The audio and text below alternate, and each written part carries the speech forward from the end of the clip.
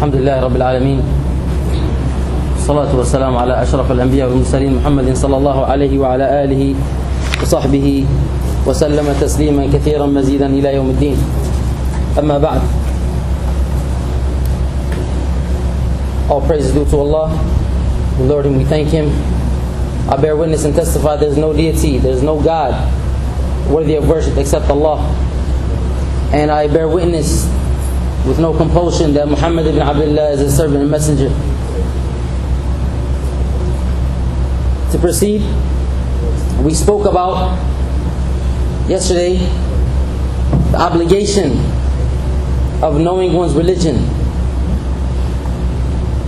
We spoke about the importance of knowing your religion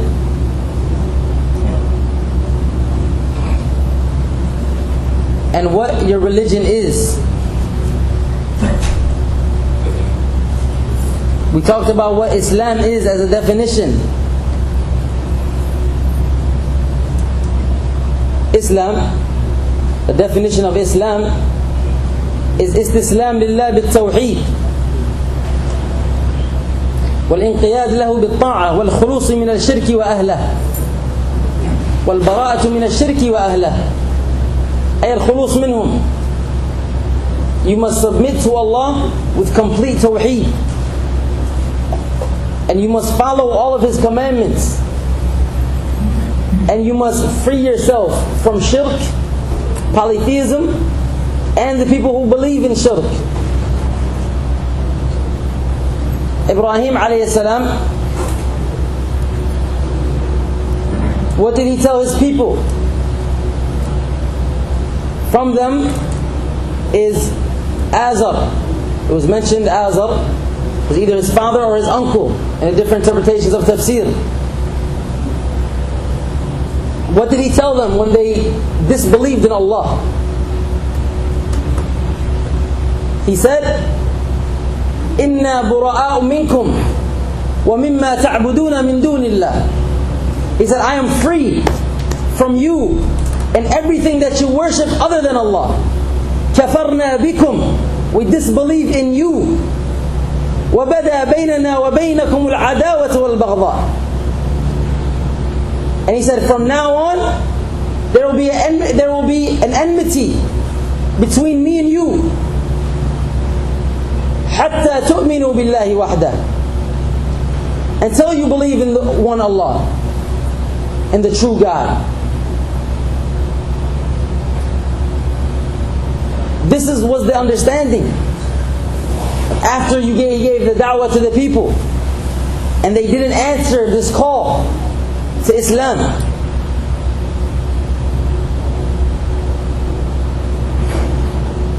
So a Muslim should know how to deal with a non-Muslim. You must call this individual to your religion, to this deen of Islam. But first of all, because now we are in this country, and as a Muslim, you have to take full advantage of that. You are living among non-believers. So how will they know Islam? Because they know the other Islam that's on CNN. That's the Islam that they know. They don't know the true Islam. So we as Muslims, we have to represent this Islam. So we must first know this Islam first. So we mentioned that this Islam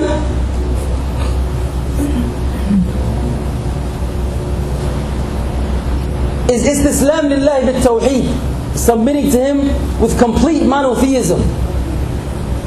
And this means, and we mention this all the time because this is one of the major problems with this ummah, is that we still have this shirk involved in our countries. Wherever you're from, whether you're from the Americas, or whether you're from Egypt, or Yemen, or Iraq, or India, or wherever you're from, Indonesia, or Morocco, in Africa, wherever you're from, there's still shirk. Full-blown shirk. Like there's full-blown AIDS, there's full-blown shirk. And some people say, Akhi, please, you need to get your priorities straight. You need to know the ummah right now is suffering from hunger and war, and you're worried about shirk. Yes, we're worried about shirk. That's the biggest problem. Shirk was the cause of the nations before us' doom. The nations before us, what happened to Qawm Nuh? The people of Nuh. What did they do? What was their biggest crime that they did? Allah rose up the oceans and He brought the rain down and all the water down from the sky until water engulfed everything. There was water over everything, even the highest mountain. There was water over it. Why? Because of shirk. How did their shirk start? Their shirk started with, they had four righteous individuals. Or five, righteous individuals. So when these 5 people, they were good people. They used to pray to Allah and have complete tawheed. When these 5 people, they died, the shaitan, he came to the ones after them. The shaitan, he came and said, oh, why don't you make images, suwar, photos and images of these individuals. So when you see them, you make ibadah. It encourages you to make ibadah. So they made images, they made photos of them. So they started, when they see them, they started praying more. But then those people, they died. They went away.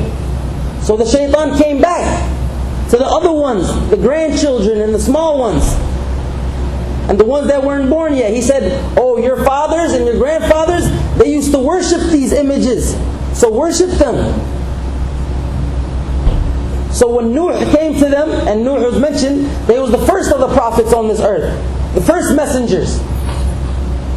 As the hadith that is mentioned, the hadith of shafa'ah, the hadith of intercession, that Nuh alayhi salam was the first messenger to this earth, or the people of this earth. So what did they say? What did he tell them? He told them, worship one God. Worship only Allah who created you. What did the other people say? His people, his tribe. They said, لا تذرن آلهتكم ولا تذرن ودا ولا يغوث ولا يعوق ونسرا لا تذرن آلهتكم ولا تذرن ودا ولا سواعا ولا يغوث ويعوق ونسرا. They said, this is what your fathers and your grandfathers used to do. Don't change that for this madman. Because they used to think he was crazy. Because he was building a ship. And they're telling him, Nuh, why are you building a ship? There's no water. They used to think he had a problem.